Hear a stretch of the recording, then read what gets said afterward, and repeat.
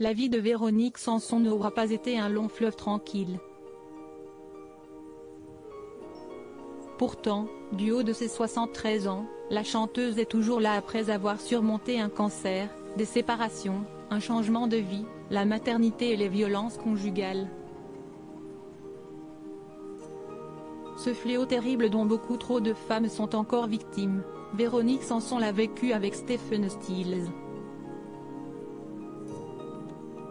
Si les premières années d'amour ont été idylliques, le rêve s'est finalement transformé en cauchemar.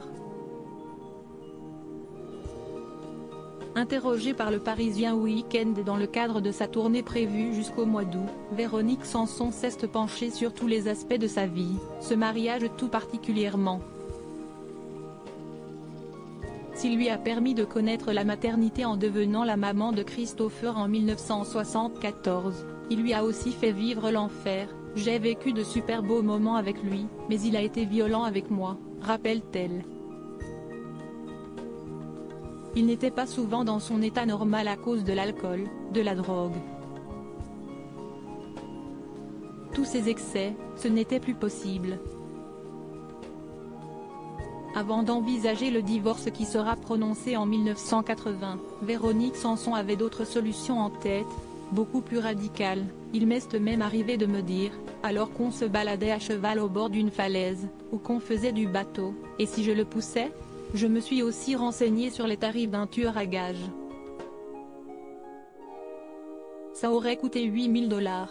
Étant donné la grosse somme et les conséquences que ces actes auraient pu avoir sur sa vie et sa carrière, Véronique Sanson a suivi la voie de la sagesse en laissant la justice faire son travail.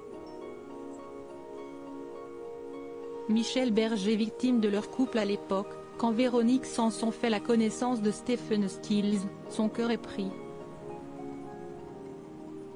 La chanteuse est en couple avec l'auteur et artiste français Michel Berger.